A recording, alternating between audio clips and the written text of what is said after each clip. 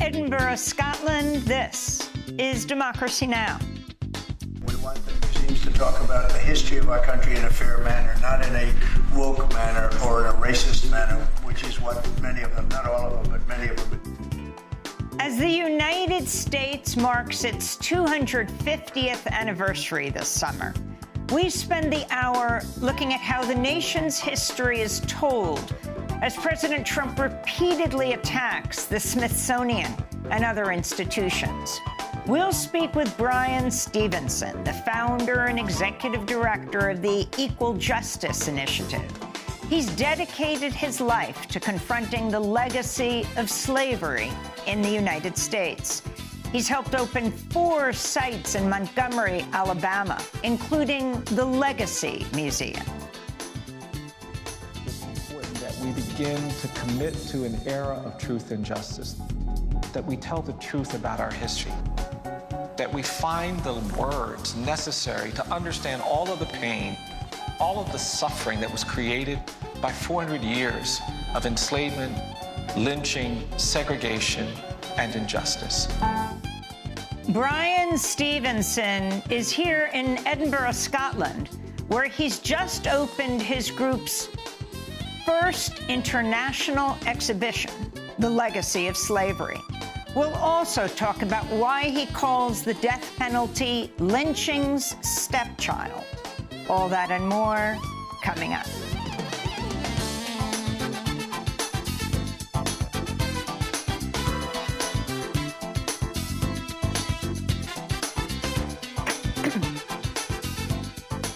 Welcome to Democracy Now!, democracynow.org, the War and Peace Report. I'm Amy Goodman.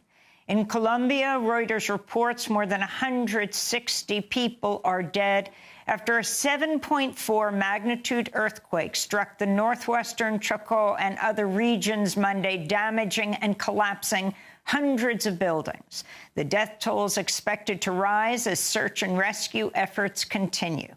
Colombia's president, Abelardo de la Espriella, was sworn in just 3 days before the earthquake. He's declared a state of emergency. The U.S. Geological Survey determined the epicenter of the quake to be about 3 miles from the small town of San José del Palmar, home to about only 5,000 people. The Chocó region is one of the poorest and most neglected in Colombia. The city of Pereira and the neighboring state of Risaraldo is among the hardest hit, as well as Cali, where several top floors of the city's main hospital collapsed, trapping patients. This is a local resident. Fortunately, as the neighbor just said, there was a Google alert and we were able to get out. But many people didn't manage to do so. Unfortunately, there were impacts, like here at La Luna Bridge. And despite everything, people are still moving through there. Also, here in the strips, we see that the building suffered damage. I think they're going to have to demolish it. Really, this is a call for us as a community to come together and solve these types of situations that can happen at any moment. New data reveals July was the hottest month ever documented in the United States since records began in 1895. That's according to the National Oceanic and Atmospheric Administration, NOAA. So far this summer, intense heat domes swept across the East Coast, the plains, and the Southwest, triggering massive wildfires in the Pacific Northwest and Canada. Lake Mead's plummeted to historic low water levels as the Colorado River struggles to sustain the West, while in Puerto Rico, hundreds of thousands of people are going without running water for 48 hours at a time as authorities impose rotating water shutoffs to combat severe drought. In France, nearly 70% of the country is under water use restrictions as successive heat waves intensify the crisis, with 2/3 of groundwater reserves falling below normal levels. Another heat wave is expected this week. Meanwhile, in England, 3/4 of the nation has entered drought status, placing 27 million people under water use restrictions as a 5th heat wave looms. in China. More than 1 million people were evacuated from their homes as Typhoon Dolphin made landfall. The typhoon unleashed torrential rains that paralyzed transportation systems. On Monday alone, Shanghai's airports canceled approximately 1,000 flights. President Donald Trump issued an executive order Monday reducing the number of childhood vaccinations from 18 to just 11. The directive also proposes separating the combined measles, mumps, and rubella vaccine into 3 individual shots administered at different times. Back in January, Health and Human Services Secretary Robert F. Kennedy Jr. reduced the U.S. immunization schedule by eliminating vaccines for 6 of the 17 covered diseases, but a federal court blocked the change. The new executive order reinstates Kennedy's overhaul despite the legal case still pending. Republican Senator Dr. Bill Cassidy of Louisiana criticized the order, saying, quote, "I'm a doctor. This executive order is wrong. The president does not have the expertise to make these changes," unquote.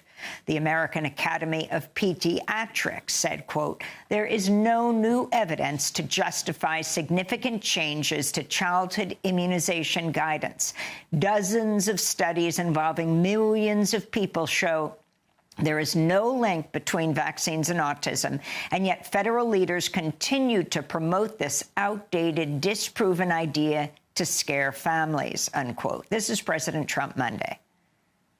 Where they have a vaccination that looks like the size of a bottle of soda poured into a little child's body, and bad things happen in too many cases, because this is an explosion. This is an epidemic. President Trump Monday claimed Iran has killed thousands of people through its wars in the region and during protests inside Iran, and demanded compensation. Trump's new proposal countered Tehran's existing demands for reparations and the removal of sanctions, which largely matched a preliminary peace agreement signed in June but has since collapsed. This is President Trump. Well, we're going to ask for money for the damage they've done over a 50-year period. Whether you go SS Cole or whether you go all of the people that were so badly hurt, so badly wounded or killed, many thousands of people, and maybe damages for the 52,000 protesters over the last 4 months that were killed in Iran. Meanwhile, Iranian President Masoud Pezeshkian reported he spent 7 to 8 hours with Supreme Leader Mojtaba Khamenei and confirmed Khamenei is in good health. The 2 men met in late July around the start of Pezeshkian's 3rd year as president, according to state media. It was good meeting with Iran's Supreme Leader Mojtaba Khamenei. We talked about all sorts of issues. We raised all the problems and set out our concerns. In terms of his health, he was completely well, because someone who can sit there and hold discussions with us for 7 or 8 hours cannot be in poor health. This comes amidst new reports President Trump secretly left the presidential jet before Air Force One took off from Turkey at the end of last month's NATO summit because of a credible threat, an Iranian threat, to fire a missile at his aircraft. In Syria, a court sentenced ousted leader Bashar al-Assad to death Tuesday after a trial in absentia.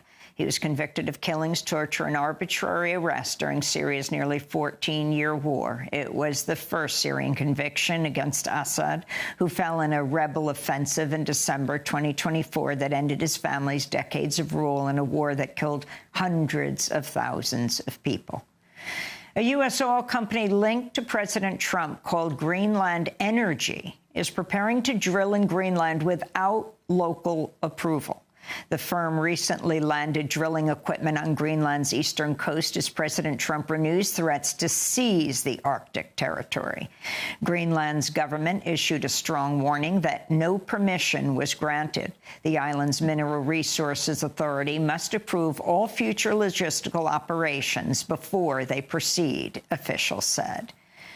Under Colombia's new right-wing, Trump-supported president, Abelardo de la Espriella, Colombia's recognized Morocco's sovereignty over occupied Western Sahara.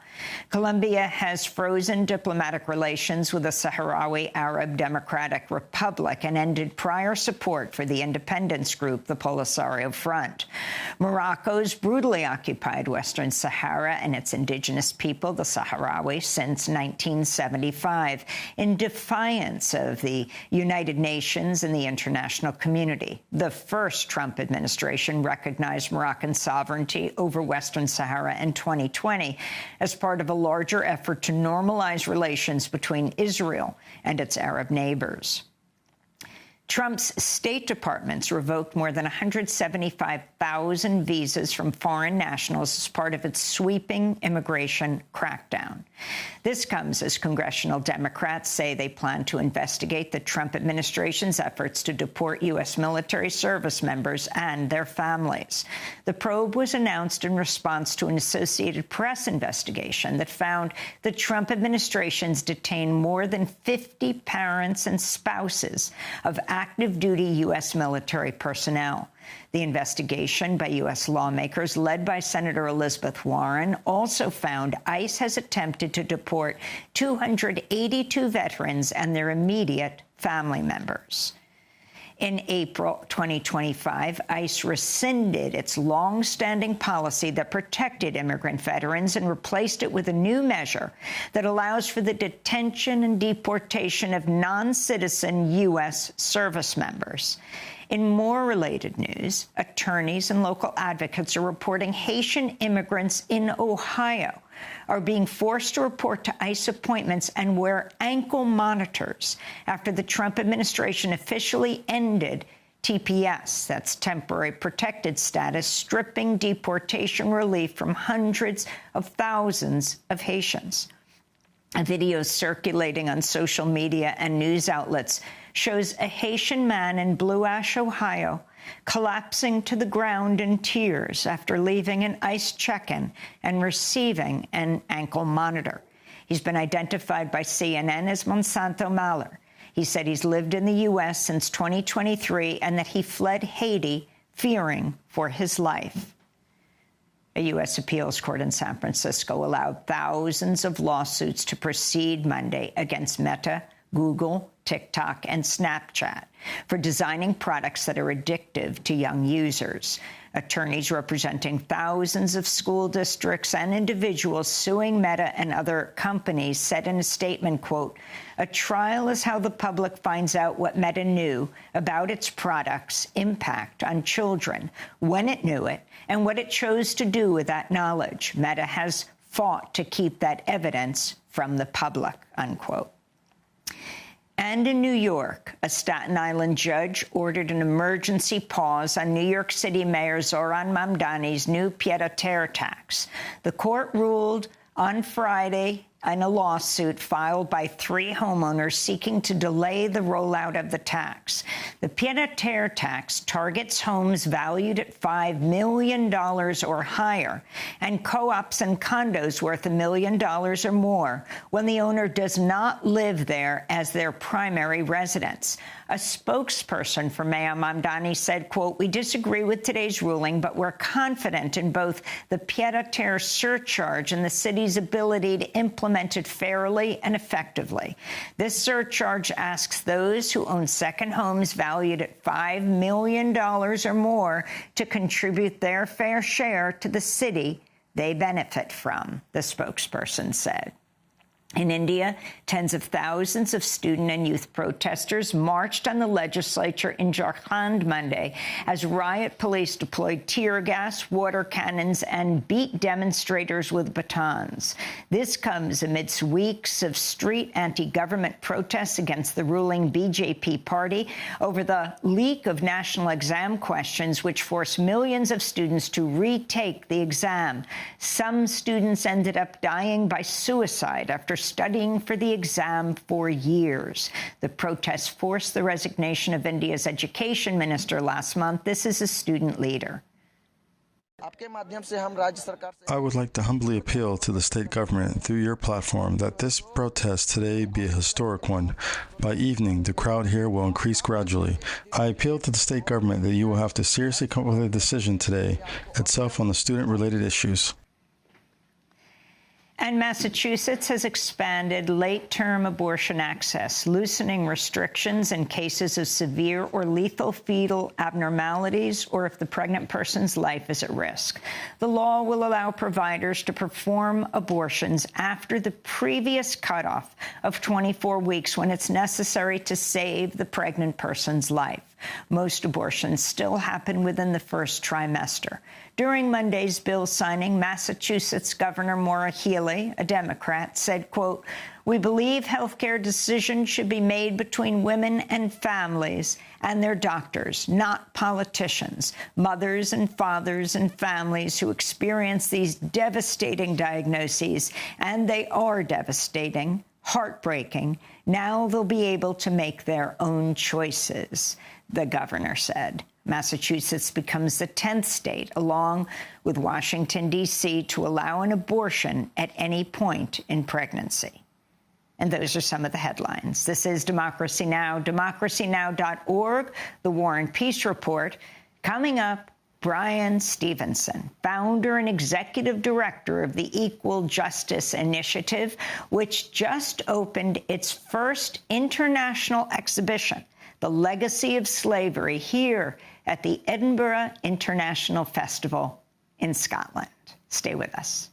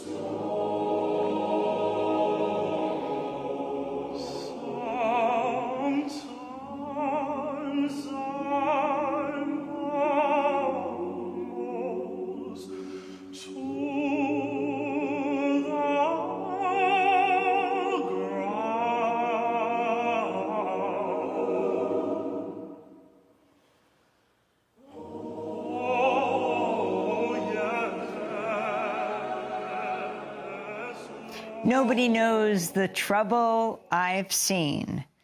The Jason Max Ferdinand Singers performing in the Reflection Room at the Legacy Museum in Montgomery, Alabama. This is Democracy Now!, democracynow.org, The War and Peace Report. I'm Amy Goodman in Edinburgh, Scotland. The U.S. celebrated 250 years since its founding in July, giving the country an opportunity to reflect on U.S. history and also how that history is remembered and taught. President Trump has brought new attention to these questions through his repeated attacks on exhibits at national monuments and national parks, the Smithsonian museums, and in school curricula. This is President Trump speaking last year. We want the museums to talk about the history of our country in a fair manner, not in a woke manner or in a racist manner, which is what many of them, not all of them, but many of them are doing. Our museums have an obligation to represent what happened in our country over the years, good and bad. but what happened over the years in an accurate way. Last year, President Trump wrote online, quote, "The Smithsonian is out of control, where everything discussed is how horrible our country is, how bad slavery was, and how unaccomplished the downtrodden have been. Nothing about success, nothing about brightness, nothing about the future," Trump said. Well, today we spend the rest of the hour with a man who's dedicated his life to confronting the legacy of slavery. We're joined by Bryan Stevenson, founder and executive director of the Equal Justice Initiative. Based in Montgomery, Alabama, the Equal Justice Initiative has now opened 4 legacy sites to document the country's history of racial injustice. There's the Legacy Museum, the National Memorial for Peace and Justice, the Freedom Monument Sculpture Park, and now Montgomery Square, which shows the resistance. The Legacy Museum tracks the history of millions of enslaved Africans who were abducted and trafficked across the Atlantic to the Americas. The Legacy Museum has just opened its first international exhibition, The Legacy of Slavery, here at the Edinburgh International Festival in Scotland. It marks the museum's first major exhibition outside the United States exploring transatlantic slavery and modern racial injustice. In a moment, Bryan Stevenson joins us here in Edinburgh. But first, I want to turn to a video narrated by Bryan Stevenson about the Legacy Museum in Montgomery. It's important that we begin to commit to an era of truth and justice, that we tell the truth about our history, that we find the words necessary to understand all of the pain, all of the suffering that was created by 400 years of enslavement, lynching, segregation, and injustice. It begins in Africa, where millions of people were kidnapped, abducted, taken from their homes, taken from their families, chained, forced onto ships where they were displaced forever.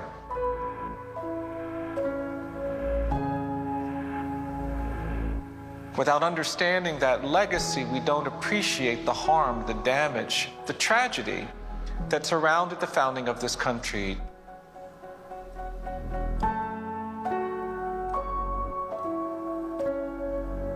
We still live in a country where there is this problem of racial inequality, racial injustice, and the narrative that created that problem of racial difference continues to haunt us today.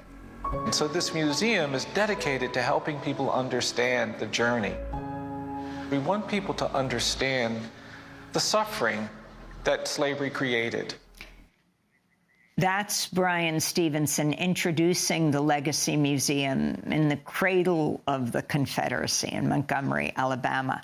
Well, Bryan Stevenson has crossed the pond and now is joining us here in Edinburgh, Scotland. He's the founder and executive director of the Equal Justice Initiative, also the author of the best-selling book, Just Mercy: A Story of Justice and Redemption. The book chronicles his years as an attorney representing prisoners on death row and was turned into a movie, Just Mercy, starring Michael B. Jordan as Bryan Stevenson. Bryan Stevenson, it's great to be with you here in Edinburgh, especially just coming from this morning I spent at the Legacy of Slavery Museum that's at the library at the University of Edinburgh, and talk about the significance of going global, at least international, with this museum. Well, thank you, Amy. It's always an honor to be with you. But in putting together the content we have at the Legacy Museum, you begin to appreciate just how global the institution of slavery was. And I don't think there has been the kind of acknowledgement and reckoning in Europe with the role of these European powers that were primarily responsible for trafficking those 13 million Africans across the Atlantic ocean, what happened during the transatlantic trade was really unprecedented. There's always been slavery in the world, and there have been different moments where people have been enslaved, but to dislocate, to kidnap and abduct 13 million people, take them across a terrifying journey where 2 million died, and then to create this legacy of slavery, which we live with in the United States and across the Americas, is something that I think needs to be more honestly acknowledged. And so we were eager to have an opportunity to present this content on this continent, which, as I said, hasn't done very much to acknowledge this history. So I'm really thrilled that the organizers of the festival invited us to bring a component of our museum here, and I've been really, really excited to see so many people taking it in. Sarah Lewis, who we had on last week, the art historian from Harvard, who's written this incredible book and now has an exhibition opening in Chicago on the life and death of Emmett Till, pointed out that today, August 11th, but in 1841, Frederick Douglass gave his first anti-slavery address in Nantucket. What I was so struck by today at your museum here in Edinburgh was that he came here, too, to address slavery, to address Europe, to talk about, and Africa, to talk about how people were enslaved.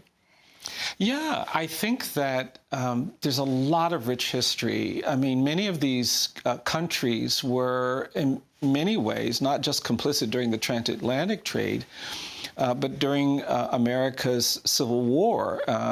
There were people in Scotland supporting the Confederacy. There were people in the United Kingdom that were trying to sustain slavery because of the economic benefits to people in this region. And Douglass understood the importance of challenging that and confronting that. And so he did come to Scotland and not only energized abolitionists here, but he made the very powerful arguments that he was so uniquely gifted to make about why slavery needed to be condemned globally. There could be no place on the planet where we would tolerate the inhumane treatment that slavery represented. And his legacy in Scotland and across the United Kingdom is again something that I think needs to be acknowledged more clearly. And talk about the Scots who came to the United States, who were involved with the slave trade. A massive number of people who owned, and particular families who owned 10,000 slaves. When you look at the American South today, you absolutely see the footprint of Scotland and Scottish immigrants who occupied that region and enslaved, as you said, thousands of people and created this institution that was so resistant to emancipation, so resistant to freedom. And what's interesting for me is when I think about Douglass, I also think about my own struggles with my American identity. And this has been something I've been thinking more about in this 250th year. I've often struggled with my American identity because I am not the child of immigrants. My four parents did not come to this country seeking greater opportunity. They did not come seeking shelter from some distant threat. They came in chains. They were victims of a brutal abduction. They were trafficked across the terrifying ocean where millions died. When they arrived on these shores, they could not pursue an American dream. They were enslaved. And for generations, they were subjected to the brutality and the violence and the bondage that slavery represented. After emancipation, they were betrayed when our courts prioritized states' rights over constitutional rights. They were subjected to this era of white supremacy and terror violence where thousands were lynched. Millions had to flee lands that they owned. They went to the North and Midwest where they had more security, but still were subjected to bigotry and discrimination. When I was born, I could not attend the public schools in my community because of my race. The public schools weren't open to black children. When lawyers came in and finally opened up those schools so that I could attend school, and I went to high school and college and then law school, I graduated from law school and was still subjected to a presumption of dangerousness and guilt.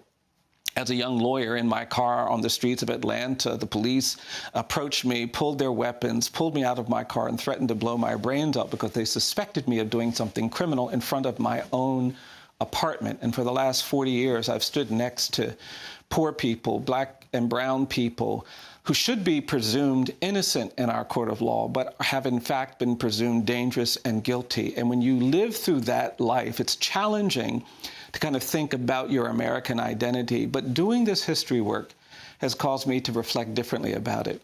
Because what I realize is that those 4 million people who were emancipated after slavery were extraordinary people. They could have chosen revenge and retribution against the people who enslaved them, but instead they chose America. They chose to commit to this country. They built schools and families and churches, and I think they became great Americans because of the choices that they made. Despite the violence that they faced and the threats that they faced, they continued to work to build a more perfect union.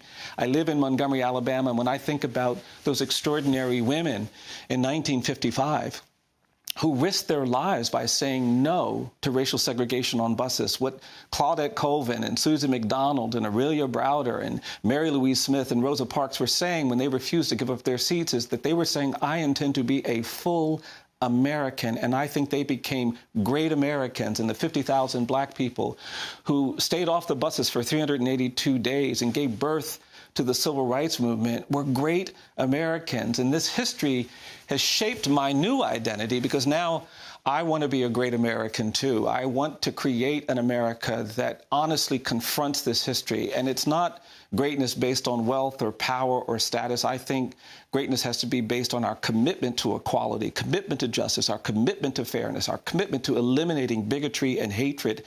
And that's what this exhibit is about. It's about rooting us for the more complete understanding of who we all are, not just African Americans, but all of us. We are all survivors of these eras of violence and terror. And to reckon with that, we have to appreciate who has been great and who has not been so great. And those who have tried to perpetuate and sustain these institutions, have tried to preserve the legacy of racial hierarchy and white supremacy, who've tried to adopt mindsets that honor that, are people who can't really claim the greatness that I think is key to our future in the United States. Your great-grandfather was enslaved? Yes. My great-grandfather was enslaved in Caroline County, Virginia. And it's so interesting because, growing up in a really poor, racially segregated community, when integration came, a lot of us didn't want to talk about where we were from. We knew we weren't welcomed. And so I didn't talk about the fact that most of the adults in my community didn't have high school degrees because there were literally no high schools for black people in our county when my dad's generation came of age. And I didn't talk about the fact that many people had outhouses and running water. And I went through school kind of holding that truth about my family history. But when I got to Harvard on my first day of law school, the organizer asked all of us students, a group of 12 of us, why are you in law school? And my classmates all started talking about how they were the sons and daughters and nephews and nieces of lawyers. And it made me uncomfortable because I realized I wasn't related to any lawyer.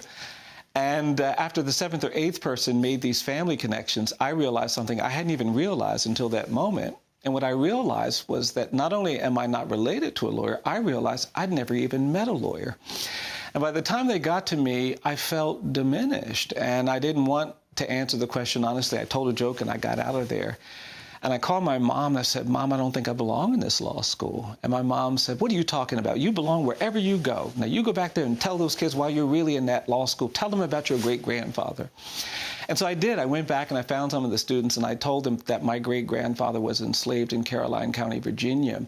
And even though it was against the law for enslaved people to learn to read or write, my great-grandfather learned to read while he was enslaved. He could have risked his life, could have lost his life. But after emancipation, my great-grandfather would read the newspaper to formerly enslaved people who didn't know how to read. And my grandmother loved the fact that her father knew how to read, and she told me that when he would start reading, she would wrap her arms around his leg.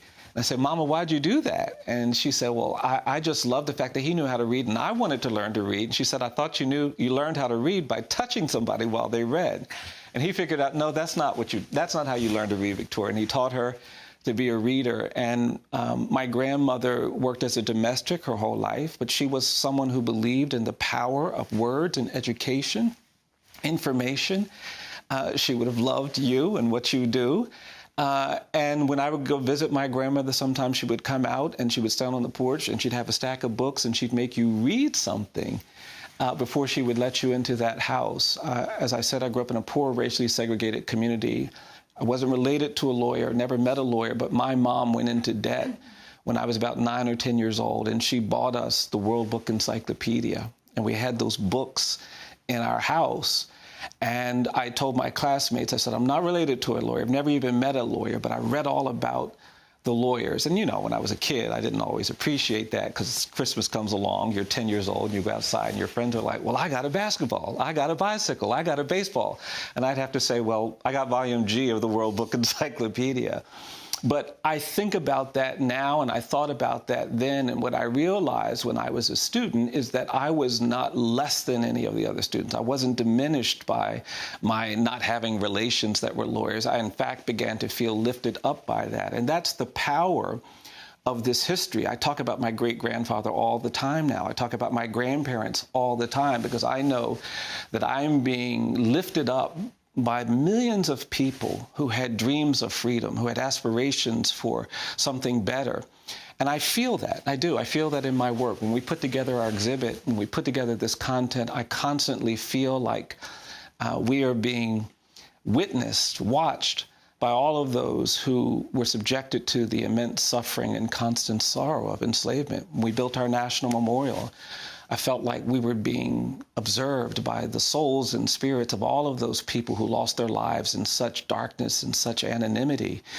And that's the way I feel today. I feel like I want to represent the 10 million black people who were enslaved for 246 years when our government begins to try to eliminate their history, their stories from our cultural museums. I want to advocate for those who were terrorized by terror violence. I want to represent the millions who had to deal with the humiliation of segregation and racial humiliation that was so much a part of our history in the United States when people tried to tell us that's not the important stuff, that's not the stuff you should be reading. So talk about these 4 sites that you have, and talk about the significance of it being in Montgomery, why you chose to settle there, the cradle of the Confederacy, the names of the schools. No, you're absolutely right. Montgomery has prided itself on being the heart of Dixie, the cradle of the Confederacy. When I moved there in the 80s, 59 monuments and memorials to the Confederacy spread around the city. Those still exist. Our 3 largest high schools until very recently were named Jefferson Davis High, Robert E. Lee High, and Sidney Lanier High, Confederate General. Those schools are 98% black because they're public schools. And when I moved there, you couldn't find the word slave, slavery, or enslavement anywhere in the public landscape. And this is a majority black city. So for me, it has been really important to create this new era of truth and justice, truth and reconciliation, truth and repair, truth and restoration in a place that has historically been unwilling to be honest about this history. And we opened the Legacy Museum from Enslavement to Mass Incarceration, which just makes a presentation about not just the horrors of slavery, but the way it evolved. And I continue to believe that the great evil of slavery in the United States wasn't the brutality and the violence, that was horrific, but it was the narrative we created to justify enslavement.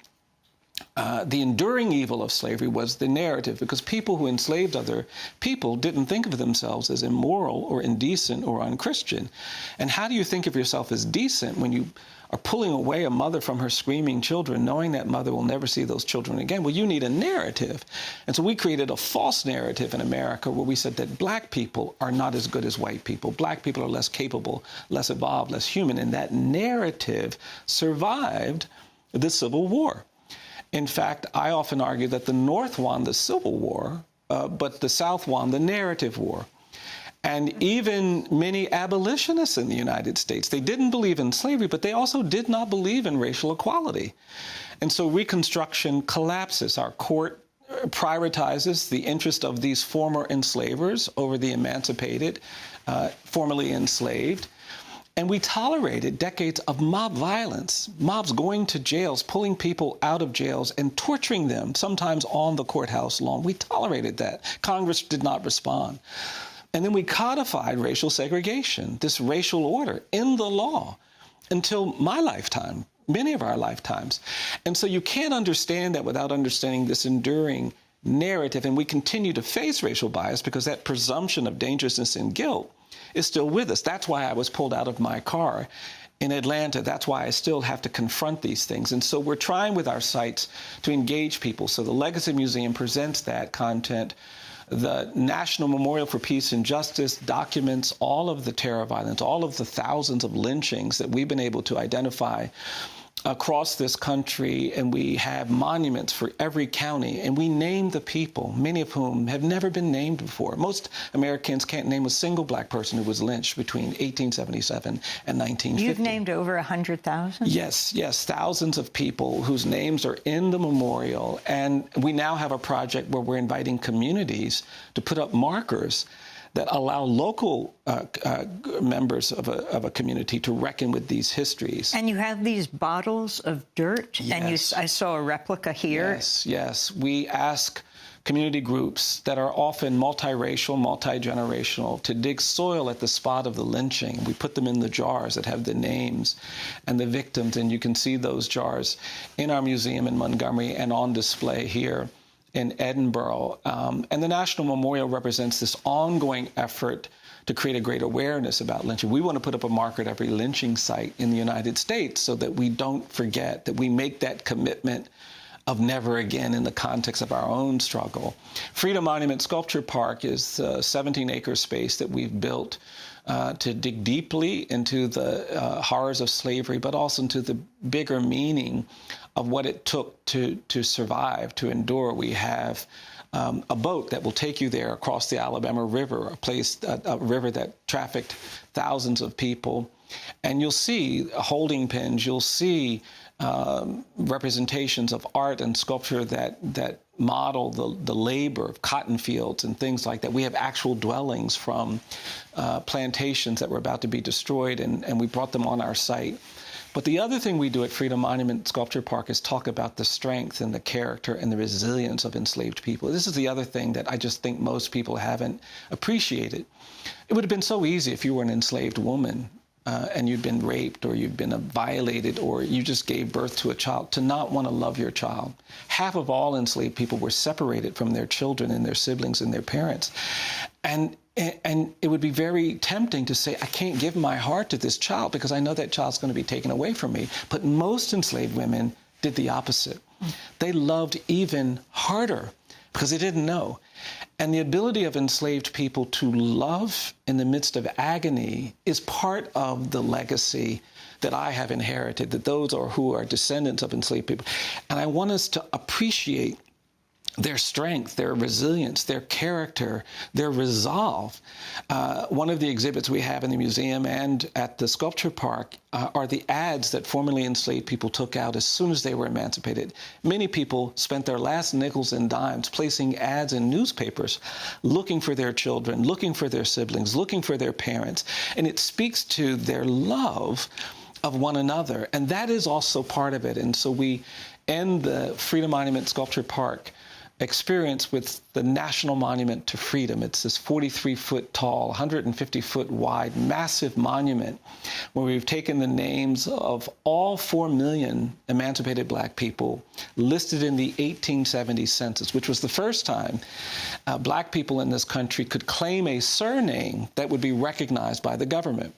And we have all of those names on the monument, and I see families come and people come and they find their family name and they put flowers in a little water, and it's emotional and it's intense, but it's joyous to connect with that legacy. And even though I was working on it for months and knew everything that we were doing, when they put up the panel that had my family name, I couldn't help but also shed a few tears because it made me appreciate the struggle, the sacrifice, the work that others have done before me to create the moment that I'm in. We're talking to Bryan Stevenson, founder and executive director of the Equal Justice Initiative. We'll be back with him in a minute. Here in Edinburgh, Scotland, we'll both be speaking today at the first ever, I think it's called a Global Ideas Forum, talking about 250 years, the history of the United States. Stay with us.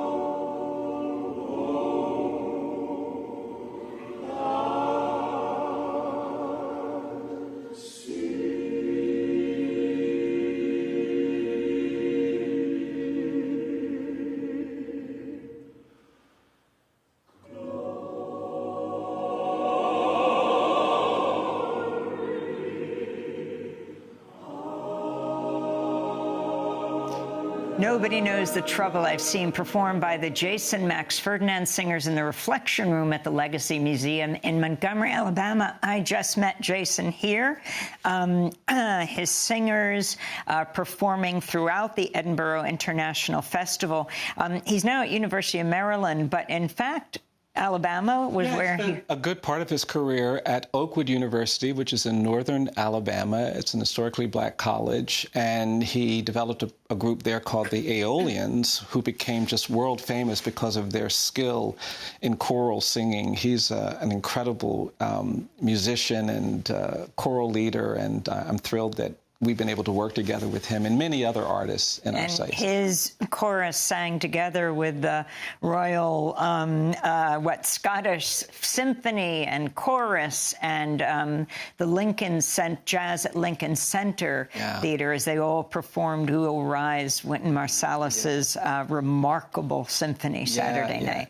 When we dedicated that national monument I was talking about, both Wynton and Jason Max Ferdinand Singers were there together, and it was just an extraordinary moment. Those are both artists that appreciate the power of this history and how it can be elevated when we understand the music, the soundtrack that has made that struggle possible. Well, this is Democracy Now!, democracynow.org. I'm Amy Goodman in Edinburgh, Scotland, here with Bryan Stevenson, founder and executive director of the Equal Justice Initiative, which runs the Legacy Museum in Montgomery, Alabama. Also, the monument to those who have been lynched. Just to correct what I said earlier, thousands of people were lynched. But you've documented over 100,000 people talking about linking their names to those who were enslaved. That's right. The 1870 census identifies 120,000 unique names that the 4 million formerly enslaved people adopted. And many of us still carry those names. And so those are the names you can find at the National Monument at our Freedom Monument Sculpture Park. And the fourth site that we just opened is Montgomery Square, which takes this deep dive into the history of the Montgomery bus boycott and that 10-year period between 1955 and 1965, when Montgomery really gave birth to the civil rights movement and changed the world with the introduction of so many extraordinary people and the deconstruction of Jim Crow laws and racial apartheid and the passage of the Voting Rights Act. We think Montgomery plays a really important role in world history. In the museum here and in Montgomery as well, you talk about people being grandfathered in. That term, the grandfather clause, was literal because blacks couldn't vote whites would not have been able to vote if they had to be able to read, for example. That's right. And so they were told, if your grandfather could vote, you can vote. That's and of right. course, that wasn't the case for black people. That's right. And that was the pretense to suggest that these literacy tests, these poll tests, were race neutral. Oh, no, it's not race neutral. You just have to be the grandchild of someone who could vote, which, of course, no formerly enslaved person would be. And we want people to understand just the intentionality behind disenfranchising black people. So when you come to our museum, we have actual questions that were from the poll tests that black people had to take. And there were questions like, how many jelly beans in this jar in front of you? And we have models of the jars at the museum. They'd ask things like, how many bubbles in a bar of soap? How many windows at the White House? These absurd questions. And when people take them, they realize just how cruel it is to kind of suggest, well, you can register to vote, but you have to pass this test. Well, let's take this forward. We only have like 8 minutes left in this broadcast. There's so much to discuss. You talk about in slavery to lynching to the death penalty to mass incarceration. You say lynching is the stepchild of lynching. Death penalty is the stepchild of lynching. Explain. I mean, right through to you just arguing before the Wisconsin Supreme Court last week about why a 10-year-old should not be sentenced to life without parole. A 10-year-old. That's right. And that's going to argument will be in September. But yes, that is still the work that I do. And I say that there is this connection because violence was the way in which we tried to maintain this racial order, this caste system. Black people weren't willingly going to drink out of inferior fountains or inferior bathrooms. They needed, the people with power had to use violence and threat. And so lynching became a mechanism for that. And people got so used to seeing violence in response to any kind of act of black independence or whatever, that when it became no longer possible, that's when you begin to see an increase in the use of the death penalty.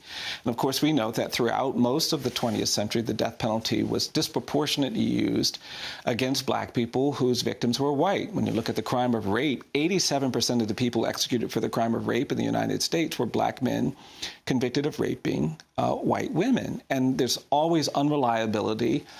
And so, yes, I don't think you can disconnect that history of lethal violence from the modern death penalty. And I've always argued that the death penalty isn't an issue that can be evaluated by asking whether people deserve to die for the crimes they've committed. I think the threshold question is whether we deserve to kill when we have a system that has been so compromised by this history of racial bigotry, when we have a system that makes so many mistakes. For every 8 people we've executed in the United States, we've identified one innocent person on death row who's been exonerated. It's a shocking rate of error that we would never tolerate in health safety or aviation safety. If somebody said, oh, 1 out of 8 apples has a toxin on it, and if you touch that apple, you'll die, we would stop eating apples. We would stop selling apples. And apples have value and virtue in ways that the death penalty doesn't.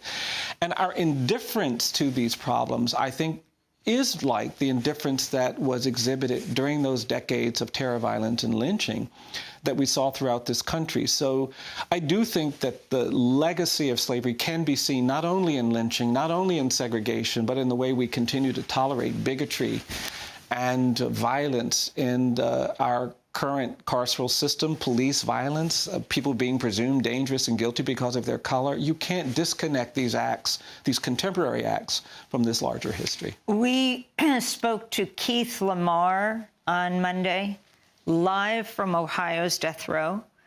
The Ohio governor, Mike DeWine, the Republican governor, just granted him a 3-year reprieve from execution. He's now set to die January 2030, along with a few other men.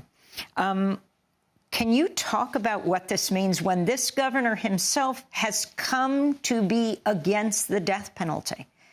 Yeah, for me, I don't think there's any doubt that one day there will not be a death penalty in this country. I just think that the force of human progress, if we continue to struggle, will not tolerate. How many states don't have the death penalty? Right now, there are 27 states that still have a death penalty, but that represents a tremendous decline over the last 12 years. Over a dozen states have abolished the death penalty. The execution rates are at their lowest level in 30, 40 years. There are fewer and fewer people being sentenced to death. We don't have to kill people to show that killing is wrong. And in fact, I think sometimes when governments say we're going to kill you if we really have a problem with you, that actually stimulates the kind of violence that we're trying to prohibit. And so what I think Governor DeWine has recognized is what many of us recognize, which is that each of us is more than the worst thing we've ever done. I don't think anyone should be reduced to their worst act. None of us want to be judged that way. Someone who tells a lie doesn't want to just be a liar. Someone who takes something doesn't just want to be a thief for the rest of their life. And even if you kill someone, you aren't just a killer. And that's what the death penalty doesn't permit, is for you to be anything other than this crime. And so I think we've seen that act of mercy, short term in Ohio, but we're going to see this in other states as well. I'm very hopeful that we'll see more commutations by executives, places like California, places across this country, North Carolina and other places. And I hope that we will push this forward. President Trump's attack on history, the tearing down the federal exhibit in Philadelphia's Mall of George Washington owning slaves, for example, calling it racist to talk about this history. What is your response to erasing history? Well, I think it's not only dishonest, I think it's unhealthy. It's like saying to doctors, you're not allowed to tell people if they have high blood pressure or diabetes. We're going to ban you from doing it because we don't like to hear that. We don't want people to be worried about that. The truth is that if we're not honest about the conditions that undermine our health, if we don't have the ability to say, oh, no, you have this disease, then we can't get to treatment. We can't get to recovery. We can't get to healing. The same is true for a nation and its history. If we can't talk about segregation, if we can't talk about slavery, if we can't talk about lynching, we're not going to make the progress we need to make sure those things never happen again. I think a lot of what the president is saying and doing, despite his power, is desperate because we are pushing forward in a narrative struggle. And we have lifted up these voices. People have said, no, we're not going to tolerate bigotry any longer. And I think that threat of eliminating bigotry has pushed some people to act desperately. And that's what I see these orders and these kind of efforts at trying to sanitize cultural institutions from talking honestly about these histories. One thing I've learned through my work is that truth, crushed to earth, finds a way to rise again. There will not be a way possible in America to keep those of us who are insisting on being honest about history to be silent about this history. You have Montgomery Square because you're celebrating the resistance, the best and worst of Alabama, from Rosa Parks and others sitting down on the bus to the march from Selma to Montgomery. Where is your hope nationally and globally? Well, I do think we need to see more of a commitment to truth-telling. People often ask me, well, what can I do? I think learning is an action item. I think when we inform ourselves, we make ourselves capable of being fluent and responsive in a complex world, in a multiracial democracy. Too few know too little for the moment that we are in. So that's my hope, is that we can create a new landscape, a new way forward. I think there's something better waiting for us. I really do. I think there's something that feels more like freedom, more like equality, more like justice waiting for us in the United States. But to get there, we're going to have the courage to be honest about the things that hold us back. And this history of bigotry that we haven't confronted holds us back. Well, I want to thank you so much, Bryan Stevenson, founder and executive director of the Equal Justice Initiative, author of the best-selling book, Just Mercy, A Story of Justice and Redemption. We've been broadcasting from Edinburgh, Scotland, from Panmure House, a restored 17th century structure that served as the home for the Scottish philosopher Adam Smith. Thanks to Panmure House's director, Professor Adam Dixon, as well as Sarah Chung and Blair Bowers, and to our crew here, Jeff Williams and Pete Bailey and Juliet Dunlap and Colette Kasher. We thank you so much for helping this broadcast be possible, as well as Dennis Moynihan and Hannah Elias, who are with us in Edinburgh, and our whole team in New York. I'll be with Brian Stevenson and Sarah Lewis, with the documentarian Ken Burns and the former British Prime Minister Gordon Brown, as well as Wynton Marsalis and others today at 4 o'clock Edinburgh time at the King's Theatre, tomorrow at